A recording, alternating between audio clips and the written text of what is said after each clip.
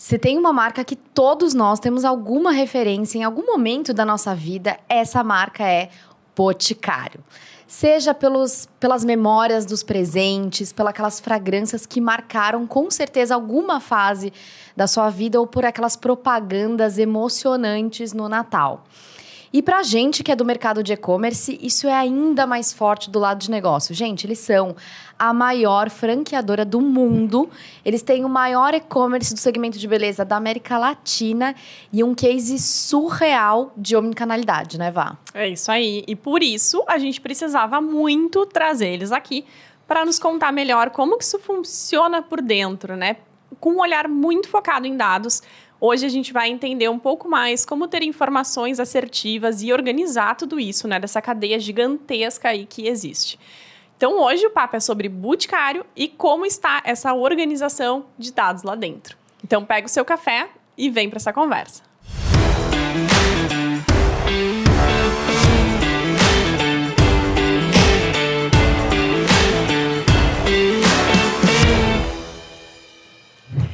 Esse é o Icom Café, podcast da Y2V Digital, onde trazemos convidados incríveis para um bate-papo descontraído sobre os desafios de quem vive e-commerce e omnichannel na prática. E hoje a gente tá aqui com uma pessoa, Vá, que assim, eu abri a caixinha lá no Instagram, queria falar sobre esse tema que a gente adora, e esse nome veio, tá? Inclusive, então, ele nem sabe, mas a gente tava com esse nome na lista faz quase um ano. É verdade, tava lá, ó.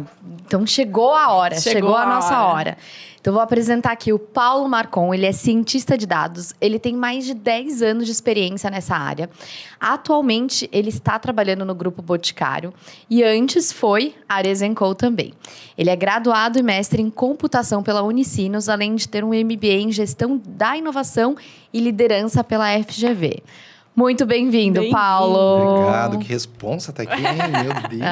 Imagina. Prazer estar aqui. Coisa boa. Hoje o papo vai ser bom demais, né? Estamos aí. empolgados. É um misto de reencontrar as pessoas, né? Tem muito assunto com vamos falar do que a gente veio falar. É isso aí. E pra gente começar, a gente sempre gosta de começar falando da história, né? Como tu chegou até aqui. Porque normalmente a gente lê o currículo e quem tá ouvindo fica até meio, gente, que legal, né? Eu fiz tudo isso. Tem uma trajetória de carreira aí bacana.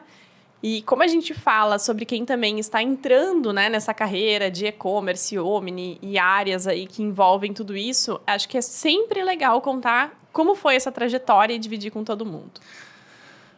Legal. Esse ano que eu parei para pensar que são quase 10 anos trabalhando puramente com dados, na área de dados, como cientista de dados, tá? E quando eu comecei nisso, 10 anos atrás, a gente estava falando de a profissão mais sexy do século. Não sei se você se lembra dessa história. Os dados são o novo petróleo. Petróleo e tal. E 10 anos atrás, eu trabalhei num lugar que, naquela época, a gente não falava de produtos de dados, mas hoje está super, né? Em super alta. Em voga, super em alta falar de produtos de dados. E era uma empresa já que a gente controlava a evasão escolar, ou, para quem não sabe o que é evasão escolar, o churn, né? O churn dos nossos estudantes, pensar na visão de CRM. E naquela época já era um produto de dados. Então, foi muito legal, 10 anos atrás, quando eu iniciei toda a minha jornada e tal. E de lá para cá, né? Passando por alguns lugares, daqui a pouco caí na Arezzo também, a gente passou... Fizemos alguns cases bem legais, tem cases abertos na internet, visão computacional, classificação de sapato. Várias premiações, né? Premiações, algumas. Passamos também por recomendação dos e-commerce, atendemos... O nosso projeto chegou em 5 e-commerces da companhia, milhões de usuários sendo atendidos por mês, até num projeto de previsão de demanda para reabastecimento em lojas, que foi muito, muito legal também. E agora, hoje em dia, eu estou trabalhando no Boticário, estou trabalhando com CRM, em venda direta, como cientista de dados para trazer produtos de dados para lá, trazer inteligência. Incrível. A gente acha ótimo. Paulo super sucinto, né? Mas esse daqui é um dos maiores gênios aí que eu já trabalhei na vida nessa parte de dados. Ele realmente é muito incrível. Paulo, vamos começar então falando um pouquinho sobre o Boticário, né? Acho que, como a gente falou na abertura, não tem quem não conheça, né? Essa empresa que faz parte aí da história de todo mundo.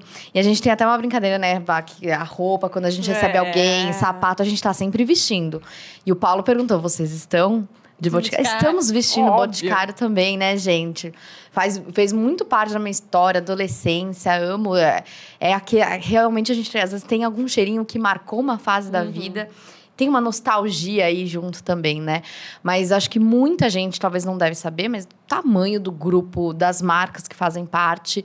E contar um pouquinho mesmo da história, né? Então, fala aí para nossa audiência. Legal. Primeiro, eu vou me corrigir aqui, porque a gente já tem um de praxe, assim, fazer uma audiodescrição. Talvez alguém que não possa nos enxergar vai nos ver, né? Ai, acho uma ótima ideia. Assim, meu nome é Paulo, eu sou um homem de 1,87 m, branco, cabelos escuros, de barba. Tô num negócio muito legal aqui, num estúdio muito legal, tá? E hoje, obviamente, estou com um protetor solar do Boticário, que é uma delícia. Ele fazendo o merchan. Um perfume da Oui, que é a nossa perfumaria francesa do Boticário, o Experience 706. Então, é isso, tá? E quem que é o Boticário, tá? Obviamente, estou falando por conta própria, minhas experiências, né? O Boticário é hoje um dos, né? Tem a pretensão de ser um dos ecossistemas maiores de beleza para o mundo, tá? Para o mundo mesmo.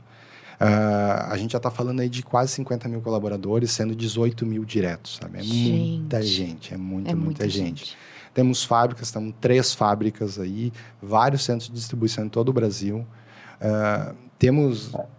A nossa relevância não é só o Brasil, mas são 50 países que o Boticário tem representações ou está em algum desses países de alguma forma, né? Então, muito forte aqui na América Latina, né? Principalmente Brasil.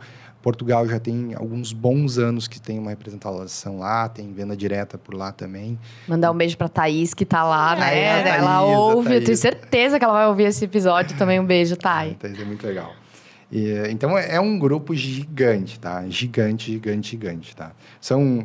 Fora isso, ainda tem PDVs que não são proprietários, porque a gente está em todos os lugares. Depois a gente vai falar ainda, mas a gente está em todos os lugares. Uma onipresença, né? É uma onipresença. Em termos de marca, talvez é até legal falar, porque talvez as pessoas não associam a um grande grupo, né? A gente está falando aqui Boticário, obviamente. Eudora, uma super marca, super legal. Você deve conhecer Siage. Siage. Com certeza. Se não estiverem usando Siage, eu vou ficar bravo. É maravilhoso, é maravilhoso. E comprem Siage, que é muito bom.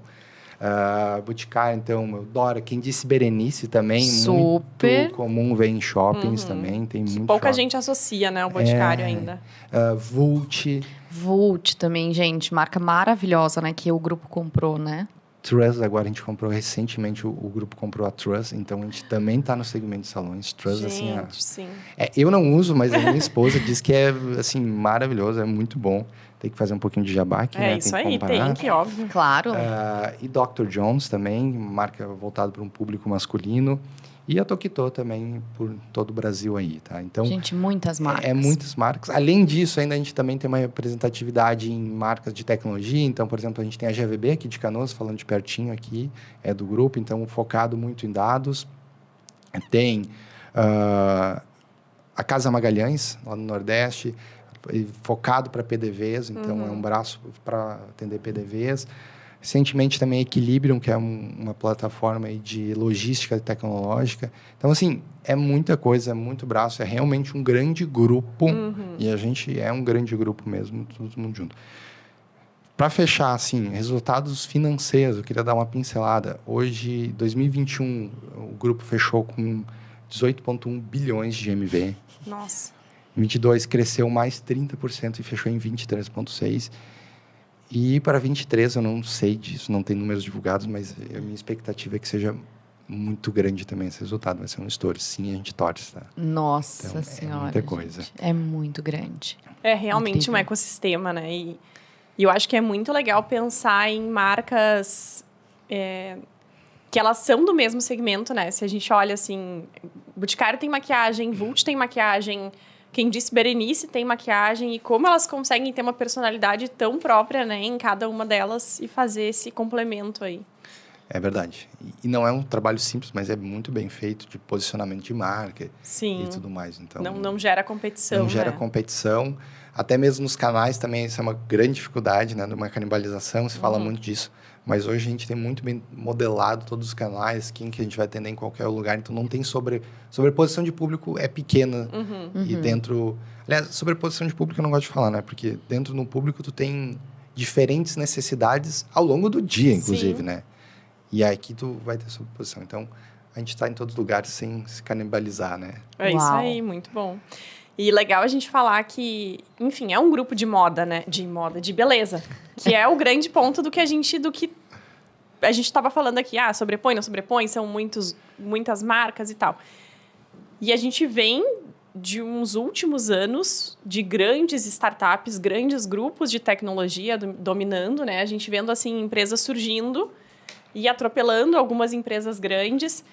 E a gente estava lendo essa semana a pesquisa de que o Boticário conseguiu ultrapassar o Nubank e ser a empresa mais admirada, né, em dados, sendo uma empresa de cosmético, perfumaria e não uma empresa de tecnologia. Isso acho que é uma conquista gigante, assim, pensando que a empresa, ela de fato está se transformando e conseguiu entender, assim, muito rapidamente lá no passado a importância da área de dados, né? Conta pra gente um pouco sobre esse contexto até interno, assim, tu como cientista de dados, né, indo trabalhar numa empresa de perfumaria. Essa é uma boa pergunta, tá? Essa é uma pergunta difícil de responder.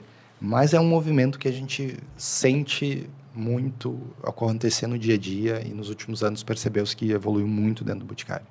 Apesar disso, tu falou uma coisa que é bem verdade. O Boticário não quer deixar de ser uma empresa de beleza. Então, até nosso CEO fala... nós não vamos se tornar, ou agora não temos pretensão de se tornar uma beauty tech, talvez. A gente é uma love tech. A gente está em namoro com a tecnologia, né? Uma love tech. É uma expressão perfeita. E se tem muito claro isso, apesar de a gente ser gigantes em tecnologia, gigantes em dados, tá? A gente tem um entendimento que a tecnologia tem que permear, tem que estar em todo o negócio. Tá? Não quer dizer que o negócio seja de tecnologia, mas tem que estar permeando todas o as negócio. áreas, né? Então, a gente tem cases de tecnologia ou de dados, poxa, da fábrica até na loja, né? Tá Todas permeando. as etapas. Até porque talvez clichê falar isso, mas assim, não existe mais TI que está dentro de uma salinha fechada sem ter relevância para o negócio, né? Não faz sentido mais, A TI né? tem que ser parceira do negócio. E dados vem numa pegada muito forte de ser parceira e trabalhar produtos de dados e trabalhar resultados para o negócio, como alavancar o negócio, né? Principalmente quando a gente fala em inteligência artificial, acho que o grande ponto é alavancar o negócio, que é o que a gente tem sentido no Boticário, quando eu falei agora de receita, como a gente tem crescido exponencialmente nos últimos anos, né? Então, é uma pegada disso, de dados, ela está alavancando o negócio, da escalabilidade para o negócio. Tá? E, se você me permitir, né, ser uma empresa mais admirada, mas como é que eu interpreto isso? Eu interpreto em partes isso, né? Porque é uma empresa mais admirada, ponto. Daria para acabar ali. É verdade. Todos os Sem aspectos. dados, sabe? Gente, Legal. Boticário hoje, eu sou meio assim, né, suspeito de falar, mas assim, é um amor com a companhia, porque é um respeito com os funcionários e com a sociedade muito grande, que tu vê isso no consumidor. Tu transparece isso para o consumidor de uma forma muito natural, sabe? Então, dentro lá a gente tem grupos para falar de grupos menorizados, para trabalhar esses temas, sabe? O ano passado a gente teve uma trilha sobre... Me fugiu a palavra, mas sobre deficiência física com a Pequena Lô, com a influência Pequena Lô. Sim. Foi Ai, muito que legal. legal. É muito conteúdo educacional. E, assim, eu sei que às vezes parece um pouco... tá falando da boca para fora, aliás, né? Tá só falando por falar, só para o papel. Sim, tem empresas que são assim, né? Isso é no dia a dia, sabe? Eu vou contar assim... Vou me dar um... Quando logo eu entrei, eu comecei, estava numa reunião e ele estava falando, e eu soltei sem querer uma figura de palavra, assim, esses bordões que a gente solta às vezes, que eu nem vou repetir. E no final da reunião, a minha liderança, enfim, me chamou e disse, legal a reunião, tudo isso positivo. Tu só cuida com isso, isso e isso, que talvez um grupo minorizado que tiver durante a conversa não vai se sentir bem, não vai ser legal. Não foi legal você falar isso. Não foi legal, sabe? Olha. Não foi uma repreensão nem nada, Sim. mas foi assim, tipo, uma lembrança. Um toque. É nos pequenos detalhes que você percebe que é verdadeiro, né? Isso. E daí eu percebi assim, cara, isso aqui não é só no papel, não é só para bonito, não é só para o investidor. É real. É real, né? Tu tem que viver isso. E, tipo, isso é muito legal, porque tu reflete isso para a sociedade, sabe? O quadro de colaboradores hoje é 60%, mais de 60% mulheres. Sendo que dessas, 55% estão em cargos de liderança. Tá? Olha só. A gente é uma das poucas empresas que tem licença paternidade de 4 meses. Olha que incrível, gente. E é compulsório, entendeu? Então, isso também advoga pelos direitos das mulheres, ao mesmo tempo que dá os direitos para os pais. Tá? Então, assim, é love aqui, né? Mas é muito legal. Então, assim, voltando à pergunta, não é só uma empresa de mirada em dado, né? Daria para acabar ali, é de mirada. Tem um case muito legal, assim... desculpa, eu falo, eu empolgo para falar e falo. Tá? Mas é um case recente agora, não sei se vocês viram, são acessórios inclusivos. Então, são acessórios de borracha para pessoas que têm dificuldades motoras poderem se produzir também, poderem usar maquiagem, poderem passar um batom. E, cara, quando eu parei aquilo lá, eu disse assim, caraca. Porque, assim, a gente vê no dia a dia, às vezes, umas coisas da NASA. Nossa. E tudo bem, tá tudo certo, sabe? Mas a inovação, ela é bonita quando ela é simples e alcançável para todo mundo. Melhora realmente. E melhora a vida. Melhora a vida. Pessoas. Vai ser distribuído gratuitamente nas lojas para quem tem dificuldade motora, sabe? Olha só. Isso dá um super orgulho, né? Um orgulho muito bom. Porque poderia ser, a gente fala, né, de grandes corporações, assim, o dinheiro pelo dinheiro, né? O dinheiro para crescer o dinheiro, para crescer o dinheiro. E a empresa parar para fazer esse movimento de desenvolver o produto, a gente sabe que nada disso é simples, né? Tem 2 anos de desenvolvimento. Tem times envolvidos, tem tempo, tem energia que foi colocada nisso para fazer dar certo, realmente é muito bonito. E para não sair da pergunta, né? Porque eu acho que eu dei uma desviada aqui da pergunta, mas assim, admirado em dados, hoje a gente são mais de 3 mil colaboradores em tecnologia. São 400 colaboradores, mais de 400 colaboradores focados em dados. Então, assim, se tu pegar esses recortes, já seriam empresas de tecnologia, seriam uma das maiores empresas de dados já do Brasil, provavelmente, tá? Sim. Então, é uma democratização, é todo um movimento de democratizar dados para ter acesso para as áreas funcionais usarem, para as áreas de negócio, a gente fala de áreas funcionais, negócio realmente usarem os dados e alavancarem o negócio. Não, perfeito. Acho que já engatando a próxima pergunta, tem muito a ver... com isso que você está trazendo, né? Primeiro, assim, acho que já vai chover currículo, né? Na Boticário, porque só que todo o que você trouxe, a gente já estava conversando um pouco nos bastidores, realmente uma empresa muito incrível. Mas falando sobre a governança de dados, né? A gente sabe que tem muitos estudos que mostram, acho que é um dos assuntos, você falou que era muito sexy há muitos anos atrás, mas continua sendo o assunto do momento. Acho que tem todo um frenesi de inteligência artificial, etc. Mas ainda a gente está caminhando, eu acho, aqui no Brasil para evoluir nessa parte de dados e entendendo cada vez mais a importância de ter uma governança, porque, assim, dados por dados, quase todas as empresas têm. Coitadas, algumas não conseguem nem coletar e nem organizar essas informações. Mas essa governança de você, de fato, ter pessoas que vão... tirar insights, organizar a informação de maneira que faça sentido para analisar. Tem alguns estudos que mostram, né, ali da Harvard, por exemplo, que empresas que investem de fato, né, numa governança de dados, elas têm 68% mais chance de trazer mais satisfação para o cliente. Então, isso a gente sabe que no fim do dia vai trazer resultado. Conta um pouquinho pra gente de como que está organizado, porque eu acho que no viés de dados existem N formas, né? De ter uma área de dados que vai prover informação, tem uma outra forma que é toda a área tem alguém de dados. Como que é essa organização da Boticário, que é um super case nesse sentido? Legal. Primeiro a gente tem que começar com um negócio chamado plataforma de dados. Esse é o nosso centralizador, né? Um grande projeto de dados que vai centralizar dados e também experiências, né? Porque não é só entregar dados, não é só entregar... toma aqui uma tabelona. Um monte de informações. Não, tu tem que empoderar as áreas para que elas saibam. Então, tem toda uma área educacional, né? Então, a gente mostra para as pessoas como usar SQL, como usar BI, como usar dashes, como montar dashes, como usar estatística, né? Muito importante, a gente já está dando um passo mais além, assim. Como criar dashes, assim, significa que qualquer pessoa de uma área pode ir lá e criar o seu próprio dash. Dentro da plataforma de dados, uma grande ponto é democratizar o dado. Então, tu já entra na companhia, tu já entra com um pacote de acessos um pacote, não é básico, porque tem muita coisa. Já é muito É um pacotão de acessos que todo mundo vai ter. Que tu vai ter, que tu já pode começar a gerar insights pro negócio. Sensacional. Então, poxa, é muito diferente. Tu, tipo assim, cara, me dá um dado.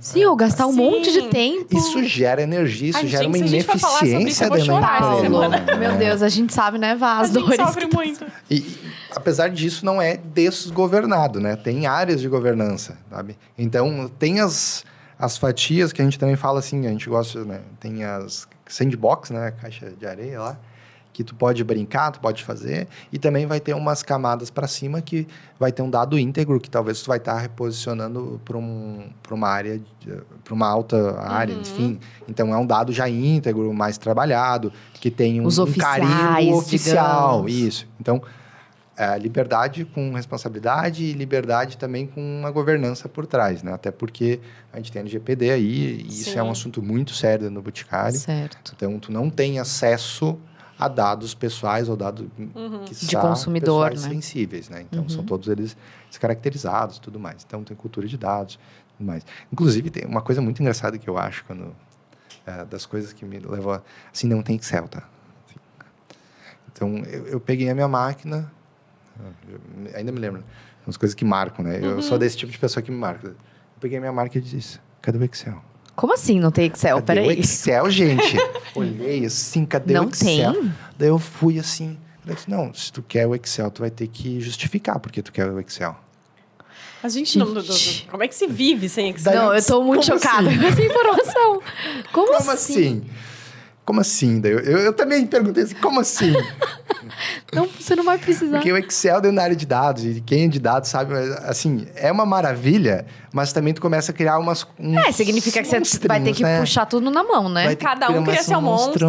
Isso, e põe debaixo da mesa. Faz uma macrozinha. Então, a gente teve, assim, o grupo teve a maturidade de assim, não, se tu tá criando um monstrinho, me dá aqui, que a gente vai criar um negócio estruturado, um negócio certo, que depois vai despejar os dados dentro da nossa plataforma de dados para todo mundo ter acesso, para estar democratizado o dado. Puxadinho eterno. Sabe? Então, isso me deu, assim... Fez assim, ó, agora, como assim? Uma vida sem Excel. E de vez em quando até eu tenho que parar e pensar, mano, tô sem Excel aqui na máquina, né? E até hoje eu não tenho Excel na máquina, tá? Caramba, Paulo.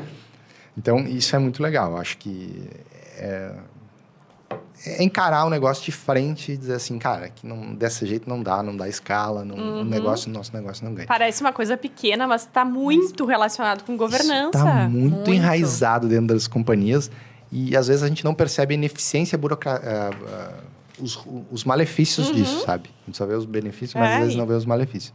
Mas, assim, às vezes eu dou muita volta. Áreas, assim, se a gente for falar de áreas, eu acho que dá para citar 4 grandes áreas, tá? Então, a gente tem o pessoal de engenharia, de arquitetura, agora a arquitetura está distribuída, MLOps, a plataforma que vai cuidar dessa plataforma de dados, né? Vai dar essa cara dela, vai fazer a ingestão dos dados. Então, o pessoal está lá buscando dados de outros lugares, tem toda uma... Arquitetura de sistemas, arquitetura de né? sistemas, então, isso conecta muito com a nossa outra área de governança e cultura de dados. Então, tem acessos, tem tudo, mas é uma forma de governança também, então... Eu não posso chegar lá e começar a criar as coisas, né, do jeito que eu quero. Tem toda uma governança um jeito de fazer, tem regrinhas para ficar tudo estruturadinho. Depois a gente tem a nossa área de Analytics Engineering, que vai cuidar de Tableau, Looker Studio, de alguns projetos legados de BI, muito área de BI. E daí vocês vão pensar que eu vou falar, e a área de ciência de dados, né? Mas não, nossa área é a área de produtos de dados. Então, a área de ciência de dados, hoje a gente já não fala mais área de ciência de dados, é uma área de produtos que entregam produtos de dados, entregam cases de dados para dentro da companhia, para gerar valor, sabe? Então, a gente tem PMs, a gente tem para gerenciar projetos e tudo mais. Tá? Muito então, interessante. Mais ou menos estruturado assim, tá? A grosso modo. Incrível. Muito bom. E acho que é um super gancho aí para a gente falar. Eu ia mesmo te perguntar sobre esse movimento que Nós temos visto muito nas empresas, principalmente nas grandes corporações, que antigamente existiam áreas puramente burocráticas, né? Então, a gente tinha o time lá de Google Analytics, né? Que tu citou essa parte. Tinha o próprio time lá jurídico, o time administrativo. Tem muitas áreas que, de fato, elas são um back-office para que a empresa funcione da melhor forma. E nos últimos anos, a gente tem visto um movimento um pouco diferente, que é estas áreas também, de alguma forma, trazerem oportunidades para a companhia ou estarem em um contexto de também gerar receita, mesmo que de forma secundária, terciária, né? É muito difícil nesse capitalismo que a gente vive hoje em dia, cada vez mais focado em margem, a gente vê áreas crescendo e se desenvolvendo sem terem uma corresponsabilidade ou, de fato, uma geração de resultado para a companhia. Lá eu imagino que também seja dessa forma, né? A gente leu aí sobre alguns projetos da empresa que falam muito sobre também, de alguma forma, o fim, né? É aumentar a receita, é aumentar a eficiência operacional. Como que tu tem visto esse movimento lá dentro? Tem um negócio que a gente que vai dizer muito da gestão de como funciona, que é os OKRs. Tá? Eu não vou entrar no mérito aqui dos Object Key Results, de como funcionam. Acho que isso o mercado já está bem... Tem bastante gente muito boa falando sobre isso. Mas, de fato, funciona e funciona na prática. Isso é muito legal. Então, o que isso significa quando a gente vai criar um produto de dado? Eu vou iniciar uma reunião dizendo o que esse meu projeto vai entregar de valor para a companhia e está alinhado com este OKR. Sensacional. Entendeu? Isso já dá uma paz de espírito, né? De colocar a energia no lugar certo. Porque depois, né, vai subindo a autogestão e tudo mais, e tu vai vendo os projetos entregues e gerando valor para a companhia. Porque o que mais tem em dados, talvez, e o que muito se fez, é projetos que não entregam valor depois lá. Ou acabam morrendo logo demais porque não estão conectados com a estratégia da companhia. Ou necessidades pessoais específicas, né? Daí para uma área inteira para resolver um dash que era para uma pessoa. Então, em termos práticos mesmo, iniciar a reunião dizendo, ó, esse projeto aqui tem a intenção de atacar esse OKR, sabe? A gente está hipotetizando, talvez ainda é uma hipótese, que a gente vai... Mas pelo menos tem uma base para testar essa hipótese para esse caminho, né? Então, o OKR já foi alinhado com toda a parte de gestão, já foi decidido lá num fórum de gestão, o OKR, então agora eu vou entregar o projeto de dados, isso. E daí isso nos permite ter uma liberdade também, como área de projeto, de entregar coisas que estejam alinhadas dentro daquilo ali. Então, é um ganha-ganha dos dois lados, né? Sim. E como é importante essa etapa antes de começar as coisas, né? Porque, de novo, faz muito sentido, parece muito óbvio, mas é muito difícil das empresas fazerem isso na prática, porque às vezes eles dão um start num projeto e agora com essa linha mais de MVP, tudo bem ser MVP, mas que hipótese tu tá testando, né? Aonde você quer chegar? Às vezes os critérios de sucesso não ficam claros e aí coloca uma energia no projeto e aí fala... Deu certo ou não deu? Como eles vão saber se eles não definiram antes os indicadores que vão dizer se está chegando mais perto daquele objetivo maior da empresa, né? E é incrível como a gente é drivado por dados nesse ponto, assim, sabe? A gente não vai sair entregando o projeto e pondo em produção, primeiro sem ter toda a arquitetura, sem estar definido, não ter robustez isso. Mas sem estar, por exemplo, testado...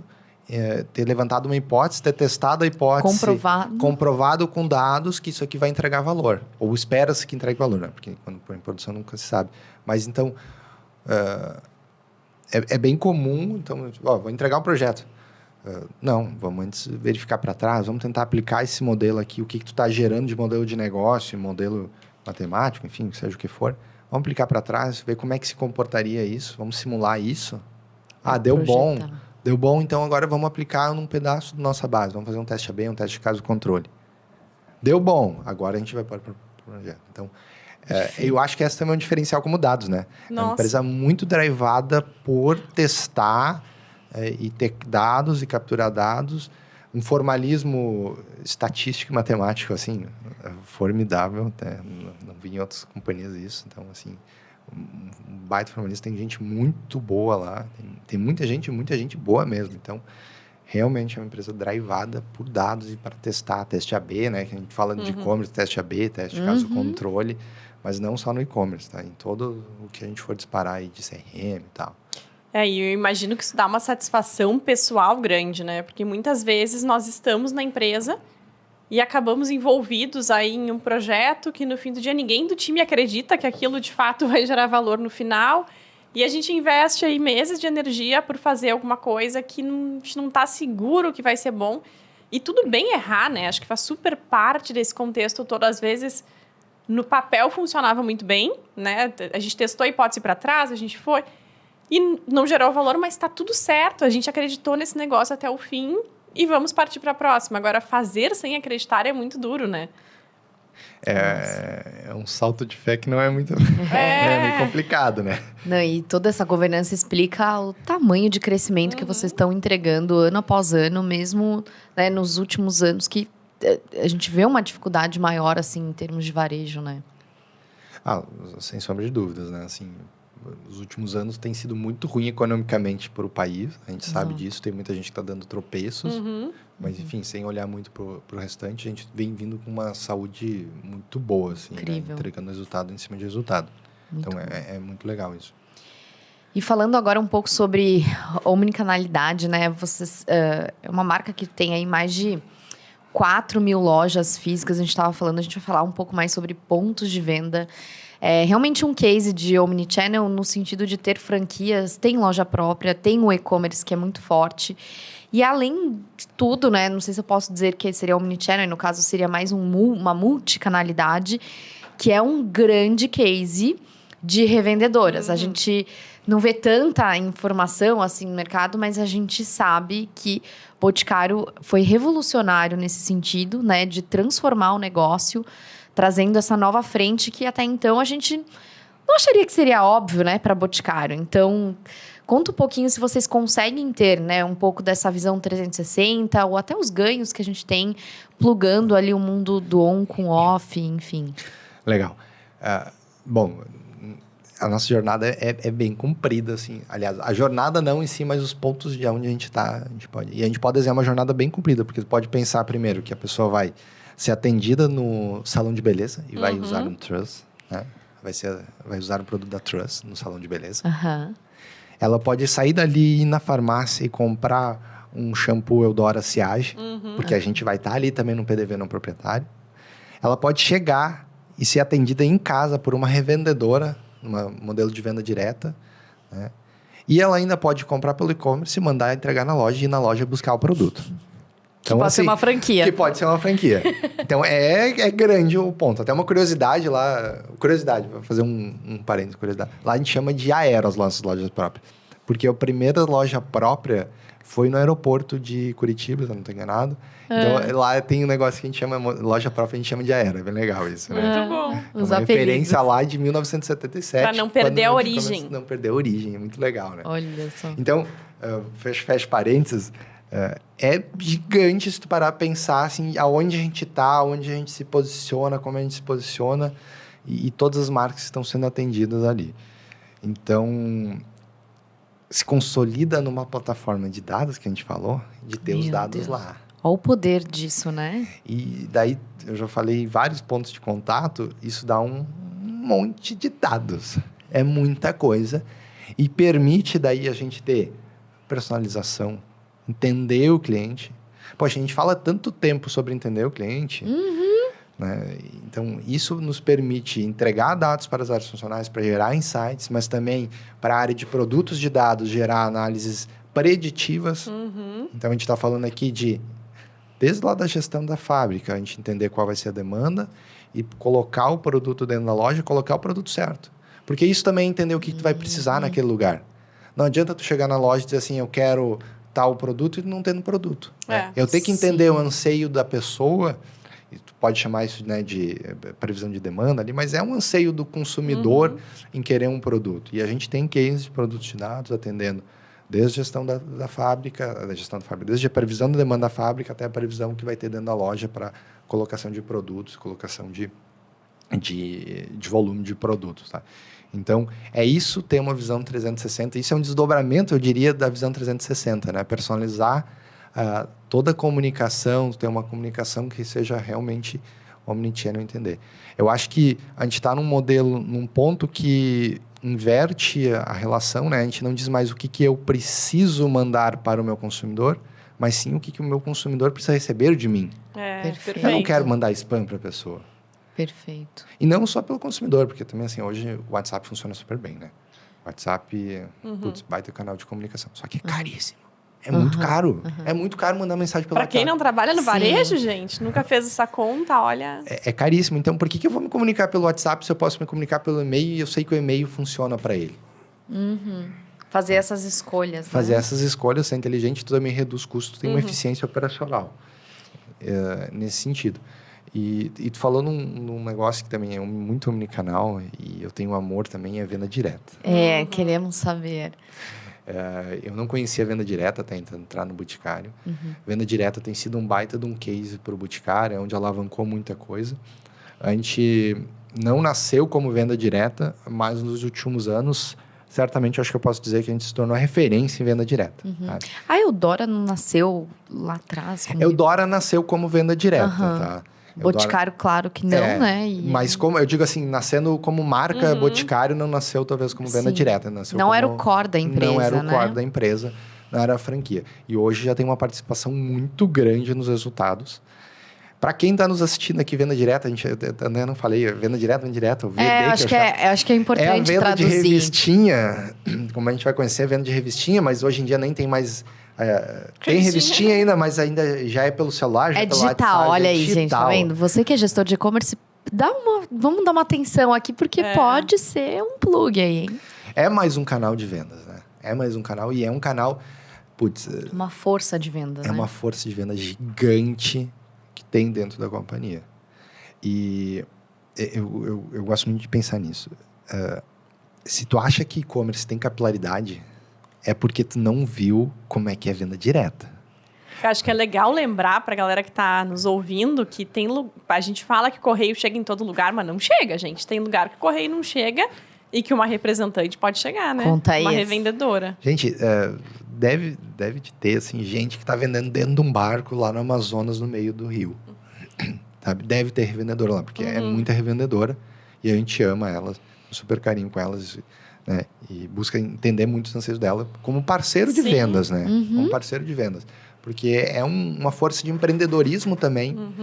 Quando ela entra para dentro do Boticário, quando ela se torna uma revendedora, a gente tem um percentual de crédito para ela começar as vendas dela. Vocês dão um incentivo para ela fazer. Dão um incentivo de crédito. Isso é importante. Então, ela pode parcelar a venda dela, parcelar o pagamento para o Grupo Boticário, mas ela pode vender à vista o produto dela, sabe? Isso dá uma É uma linha de diferença pra crédito, ela. praticamente, né? Isso é uma linha Pra de crédito. começar um Gente, a gente negócio. vê prêmios Nobéis falando sobre isso lá, né, em outros continentes. E ela tem estoque pronta entrega. E ela tem estoque pronta entrega. Tem alguns cases lindos, só por no YouTube, de revendedoras que mudaram a vida delas vendendo legal. produtos do Grupo Boticário. Tem uma revendedora que eu acho super legal, que ela vendia de bicicleta. Muito legal, então mostra ela na bicicleta, depois ela foi criando uma moto, foi crescendo. Tem uma que também tem um furgãozinho. Ela tem uma loja dentro do furgão que é linda, é super legal. Olha só. E daí tu pensa assim, cara, capilaridade do e-commerce e tal.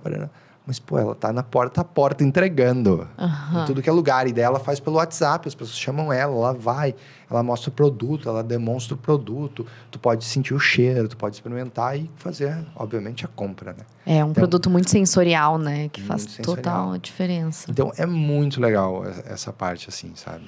E acho que a grande magia foi que o Boticário criou toda essa força de vendas muito linkado com o franqueado também, né? Porque a gente fala, não foi um canal que surgiu para competir, mas para juntos impulsionar, aproveitando toda a rede de distribuição, os contatos que o franqueado tem e tudo mais, né?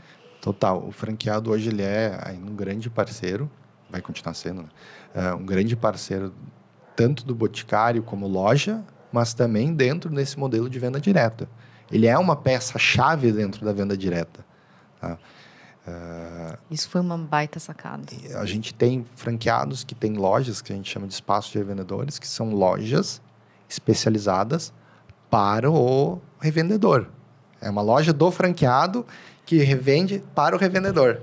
Ai, gente, chega a brilhar o olho, né? Pensar nesses canais se complementando e não enxergando isso como uma concorrência e um contra o outro. Acho que é por isso que é um baita case, né? E a gente está ali para ajudar o revendedor, para ajudar o franqueado. Falando de digitalização, eles têm um app da revendedora. Dentro do app da revendedora, tu pode ter gestão de compra, tu pode ter gestão de estoque da revendedora, porque a revendedora muitas vezes tem estoque em casa. Ela trabalha com o modelo de estoque em casa. Ela vai ter a gestão ali dentro do digital, ela pode... falando de revistinha, mas ela pode mandar o link da loja dela digital pelo WhatsApp, fazer as compras por ali. A gente tem toda uma parte de back-office que ajuda a revendedora a fazer essa venda, tudo mais, ou o franqueado, fazer essa venda. Então, são super parceiras do revendedor também, do franqueado, em trabalhar toda essa venda para o consumidor final. Muito legal. É B2B2C, né? É grande. Uau. Muito bom. E te ouvindo falar, e a gente também tem isso, né? Acho que antes de entrar na Arezzo, talvez eu não tivesse essa percepção tão intensa, mas como lá a gente tinha um contato muito próximo, né? Acho que tem uma coisa que as pessoas não têm essa sensibilidade de perceber, que é o perfil do profissional de dados. Normalmente, no imaginário, a gente pensa, é um cara sentado lá, super quadrado, de óculos. Super nerds, só programação, né? Tecnologia, tudo na cabeça dele é binário, é isso e isso. Sem tanta percepção de negócio, talvez, né? Sem essa inteligência de negócio, esse interesse por negócio. E é mentira, né? Acho que todos os grandes profissionais que a gente conhece de dados têm este perfil, sim, muito conectado ao negócio e de entender de forma sistêmica a companhia, os clientes, para poder ter essa expertise também, de pensar, cara, eu não estou pegando o dado, né? Eu estou gerando um insight que pode levar a companhia para outro lugar. E é difícil, né? É um papel que, tu falou, no Boticário são mais de 300, 400 pessoas na área de dados. E quando a gente olha para o mercado, tem muita gente reclamando que não acha bons profissionais de dados. Então, ou estão todos no Boticário, ou a gente não tá talvez, viu? Do jeito certo. O share, eles pegaram um bom share no mercado. Agora tá tudo explicado, porque a gente não tá achando essas pessoas. Faz sentido. Com esses teus 10 anos aí, trabalhando com dados, né? O que tu enxerga que é o perfil desse profissional? Se a pessoa está em casa, está na dúvida, vou entrar para essa área, não vou, será que eu conseguiria? Ou até como empresários e CEOs, né? Como contratar um bom profissional de dados, na tua percepção? Tem que ser aquele profissional que é problem solver, assim, é focado na resolução do problema, para mim, tá? Perfeito. Perfeito, é isso que eu quis dizer. É muito mais do que o dado pelo dado, né? Não dá. Achar a resposta. Assim, tanto que tem um diretor que nos instiga assim, cara, tu tem que entender do negócio tal qual, se aquela pessoa faltar aquele dia, tu tem que ser possível de ir lá e fazer o trabalho dela. Tu tem que entender do negócio mesmo. E é isso, sabe? Eu acho que é muito fácil criar devaneios, em tecnologia como um todo, criar alguns devaneios de projeto, e faz parte também, tem algumas coisas que se cria assim, mas tu tem que estar focado em resolver o problema, sabe? Então, das soft skills, eu diria isso, sabe? Tipo, tu tem que resolver o problema, amar o negócio, amar a solução. Aliás, não, amar a solução não, diz assim, né? Amar o problema, né? Porque se tu amar a solução, vai dar problema. Né? Daí tu não vai querer se largar soltar. Então, amar o problema para resolver ele. Porque a parte técnica, né, tem algumas peculiaridades, né? A gente falou aí de 4 áreas, cada um vai ter uma coisa, e dentro dessas áreas tem vários skills, né? Mas tem uma coisa que é importante, é focar o olho no negócio, eu acho. E uma pergunta totalmente fora do script, mas porque eu preciso perguntar, porque para quem não conhece a história, eu sou uma pessoa muito revoltada com a história de faculdades, cadeiras de faculdade e tudo mais. A faculdade ensina isso? Ou ela te ensina essa visão binária de isso versus isso? Ou ele te fala que tu vai ter que entender de negócio? Essa tu me pegou aí, Vá. Porque eu sou coração... Sou um pezinho lá na faculdade, um pezinho aqui. São muito modelos de educação, né? Tu vê que, por exemplo, nos Estados Unidos, a gente tem um modelo de educação que a faculdade é muito parceira do negócio. Já é um pé ali no mundo corporativo. Então, né? tu vê assim, muito uma transição, as pessoas saindo da faculdade, indo para a empresa, da empresa volta à faculdade, vai e volta, e vai e volta. No Brasil, eu comecei a perceber isso agora, sabe? Em alguns cursos de especialização, de MBA. Que bom. Eu acho que já começou a pegada bem mais prática do dia a dia, sabe? Mas, ainda assim, eu sou muito defensor disso, que tu tem que ter alguns fundamentos Sim, tem que ter. para se manter no mar, né? As ondas vêm e vão, e tu tem que estar ali firme e forte. E essas bases fortes que criam essas profissionais. Mas estamos caminhando, acho que boas passadas para se tornar também um viés prático de entender a dor do negócio, entender o que está acontecendo para se criar isso, sabe? Estamos no caminho, Está no caminho. Tem algumas possibilidades aí, né, de mercado. E, bom, outro assunto também que não tem como a gente não falar sobre, que é a inteligência artificial, né? Que é o assunto do momento. Mais uma vez, estamos na semana de SXSW, não tem se falado de outra coisa. E, assim, por mais que seja um assunto super buzzword, a gente sabe que já está acontecendo. Isso já existe há muito tempo, é que agora ganhou, né, um nível de visibilidade, talvez democratização com o ChatGPT, enfim.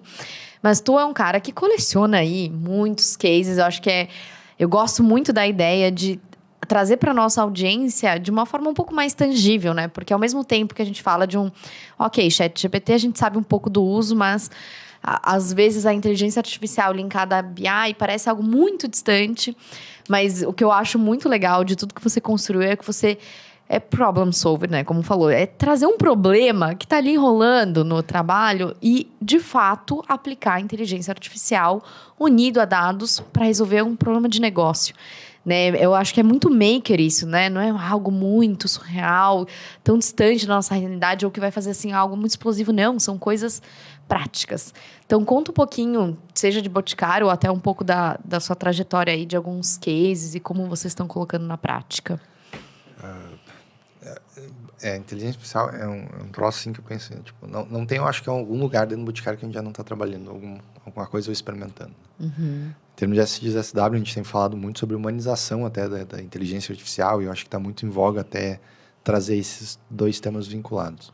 Em termos de cases, tem um case do Boticário que eu gosto muito, ele é um pouquinho mais antigo, mas eu gosto muito de Problem Solver, Problem Solver não é, mas que foi o lançamento de um perfume com inteligência artificial, sabe? Cruzar dados, gostos das pessoas para lançar um perfume. Isso é um pouquinho mais antigo.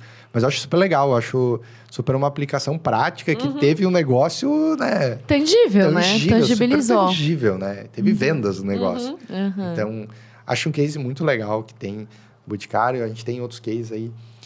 Usar a inteligência artificial para definir onde vai ser o melhor lugar de propor loja, ou pela análise de dados para definir lojas. Legal. Isso é muito legal. Até cases de definir produtos similares, e tem uma baita matemática por trás incrível para definir o que é uma maquiagem próxima da outra, para, por exemplo, minimizar a ruptura de grade, né? Então, também é um super case que traz resultado imediato para nós. A dor, que é a ruptura, e a solução através de um algoritmo, de uma análise de dados, inteligência artificial, enfim, para produtos similares.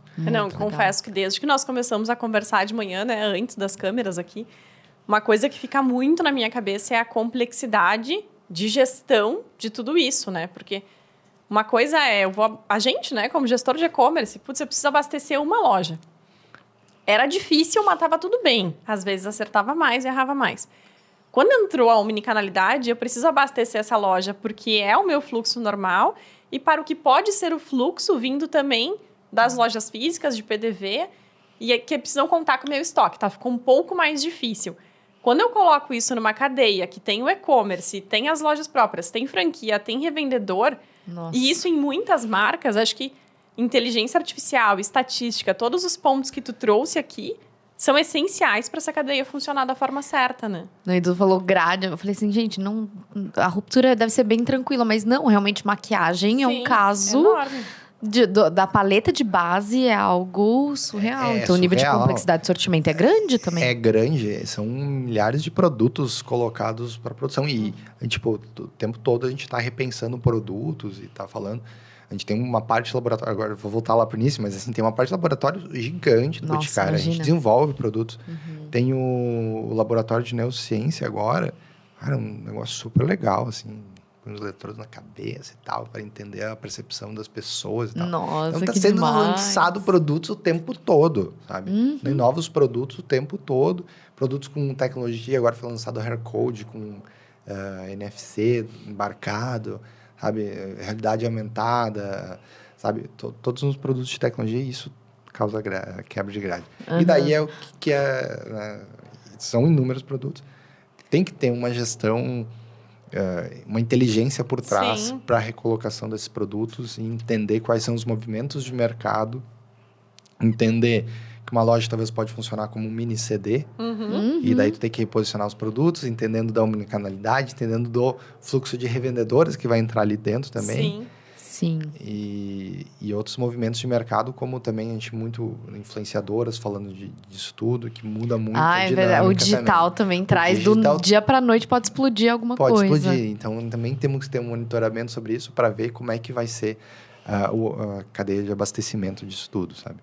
E, bom, tanto que, falando de logística, abastecimento, tem uma empresa que agora é Equilibrium, que foi só para isso e super traz tecnologia para nós, para dentro, para entender essa cadeia de logística. São 8 CDs que a gente está para distribuir produtos. É muita coisa. Controlando, né? O que entra, o que é prioridade de entrada, prioridade de saída.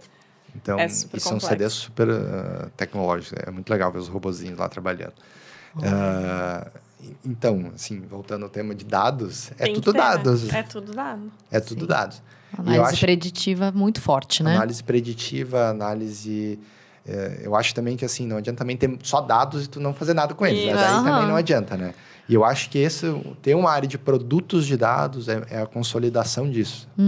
Consolidação de se criar coisas perenes, né? Que vão continuar ali. E não só também ser análises pontuais, que às vezes a gente vê muito acontecer. Não que isso não seja importante, é importante também, mas... Sim. Trazendo o assado para a minha parte aqui, é um pouco disso, sabe? Então, esses projetos, cases que a gente tem de reposição são super cases. Os profissionais são muito, muito fodas. A gente falou de profissional agora. Tem alguns profissionais assim, né, que eu Paulo? tiro o chapéu, assim, pessoas com doutorado trabalhando só para isso, sabe?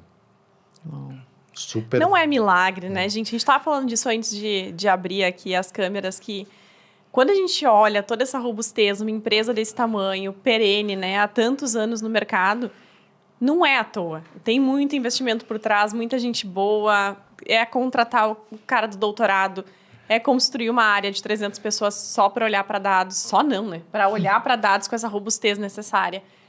Às vezes tem alguns empresários que parece que assim, é milagre. Não, é o Boticário, só porque eles têm muitos anos de mercado. Porque eles inventaram, só porque patrocinou o Big Brother. Não, gente, tem uma robustez gigante por trás e exige investimento, né? Não é. Uma governança forte para escalar de uma maneira sustentável, né?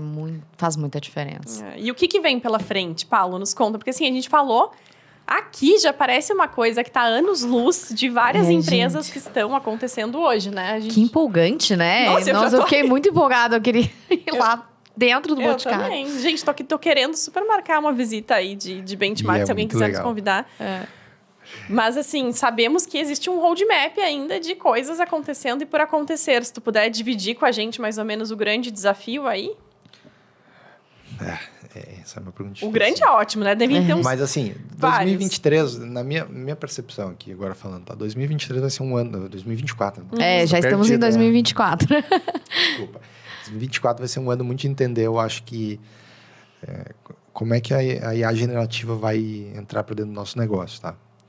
Vai ser um ano de experimentar e ver o que é hype e o que é verdade. O que vale mesmo, de fato.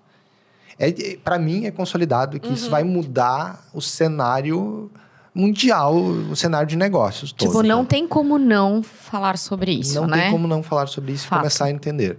Então, acho que 2024, os próximos anos, vai ser muito de entender aonde que eu tenho que começar. A gente tem um case muito legal de usar o Copilot da GitHub para todos os desenvolvedores. O Copilot, ele é tipo um chat GPT para desenvolvedores. E é um ganho de produtividade no dia a dia muito perceptível. Sabe? Antes, sendo prático, assim, antes tu estava aqui numa tela e tu ia para o Google para pesquisar alguma coisa e voltava para a tela e voltava. E quando tu tá ali dentro, que tu pode pedir para uma assistente dizendo assim, isso, e tu já tá ali dentro da tela, já ser respondido... Como eu vou seguir aqui nessa codificação XYZ? é um ganho de produtividade de um profissional que já é caro, Sim. que se compensa muito, Sim.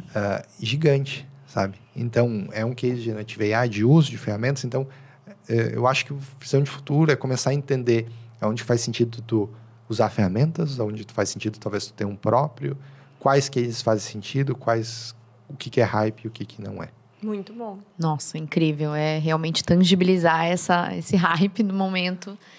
E, de fato, né? Acho que as empresas que têm condições, que nem a gente falou, tecnologia não ele é um meio, né? Mas, de fato, assim, algumas empresas têm um pouco mais de condições para investir, para poder ter ferramentas, para ter baita profissionais que vão estar conseguindo olhar esse passo à frente, enquanto outras, gente, às vezes estão ainda fazendo o básico dentro de casa. Então, o nível de velocidade de avanço dessas empresas vai ser outro, né? Incrível.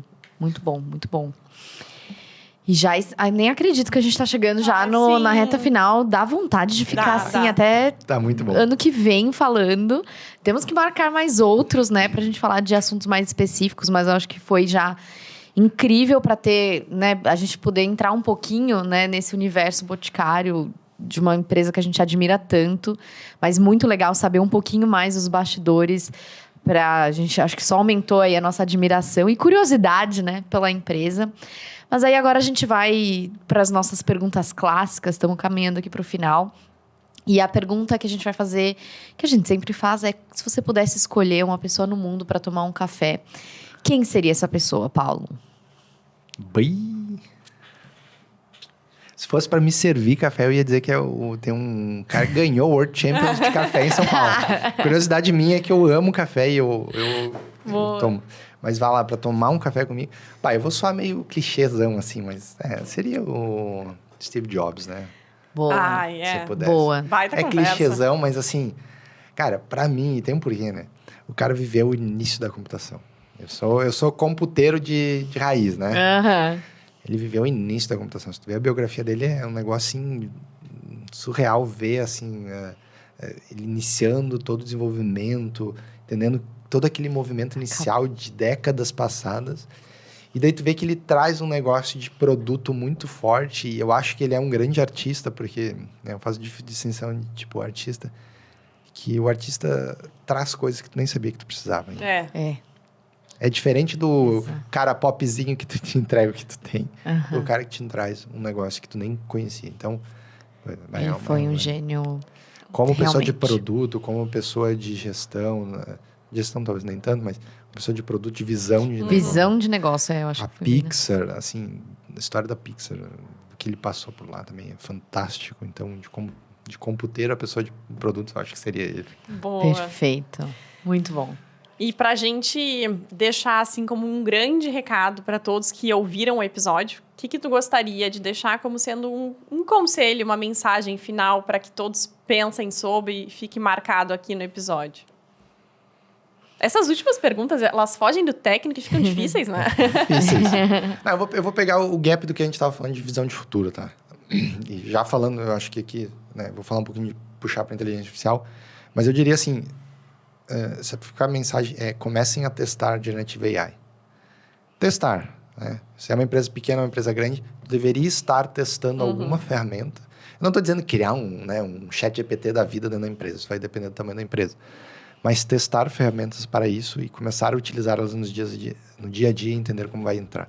Porque isso vai vir de rodo e vai te atropelar de um jeito que tu não vai nem perceber quando acontecer. Sim.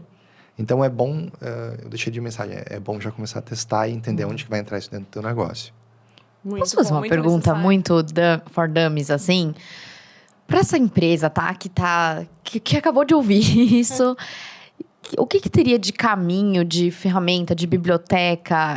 A gente está falando de fato, investir? Ou a gente tem algumas open sources que dariam para ser utilizadas? Caraca, olha só, hoje em dia, por que eu falo tanto testa? O ChatGPT já é uma ferramenta grátis para uma empresa um pouquinho menor, que pode estar te ajudando o cara que faz o post do social media. O Midjourney, tu não precisa talvez estar fazendo uma captação externa de foto, né? Não vou desmerecer quem faz a captação, e eu ainda acho que tem... Mas o Midjourney já pode estar te auxiliando a pôr o teu produto em outros lugares, em outros cenários, que tu nem sabe. Então, tu tá reduzindo um tempo que tu teria de edição, de contratação de fotografia, para horas. Só talvez minutos, sabe? O ChatGPT, assim, capacidade criativa, tem que entender que ele não veio para substituir ninguém, Exato. por enquanto. Esse Mas não ano. veio para ser... Mas, né, para ser um cara criativo que tá ali, um assistente Salva criativo. tempo, né? Então, tu tem que aprender a ferramenta, tem que aprender o prompt, Fazer tem que as perguntas até onde ele certas. vai, até onde ele não vai, o que ele pode te auxiliar. Então, ChatGPT, Midjourney, tem algumas ferramentas da Adobe agora que estão vindo, assim, fantásticas.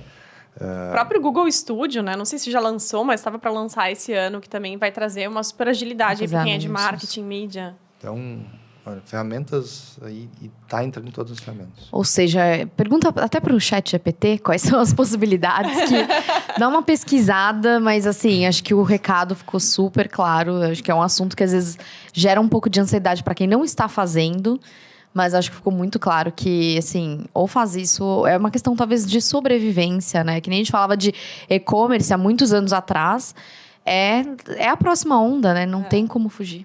Isso aí. É a onda já, né? Não é nem a próxima. Já tá está aí, acontecendo. Já tá aí.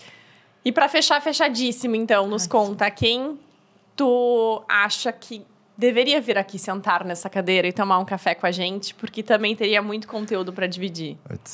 Olha, eu vou indicar uma pessoa, se é para indicar, eu falaria do Wagner Cambruzzi, e ele vai dar uma super aula de dados e CRM e com gestão de relacionamento com clientes, tá? E dados Olha. e relacionamento com clientes. Eu Ótimo. gostaria. Bom, Muito bom, muito bom. Vamos fazer. Wagner, faremos o convite aí. aguarde. Ai, muito bom, Paulo. Acho que foi um super bate-papo. Obrigada aí pela tua disponibilidade.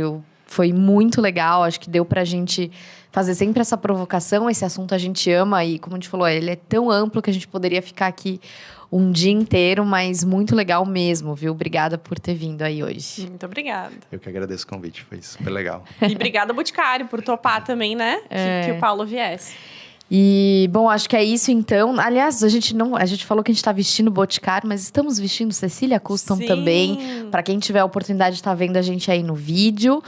Um beijo, Ana, obrigada. Sempre muito parceira. E é isso. Se você gostou desse episódio, já avalia aí, né? Dá aquela valorizada, dá o like no YouTube, se inscreve aqui no canal para não perder nenhum dos episódios, que a gente não para de receber gente incrível aqui. E eu acho que é isso, né? É isso. Fica de olho nos próximos episódios. Até mais. Tchau, tchau.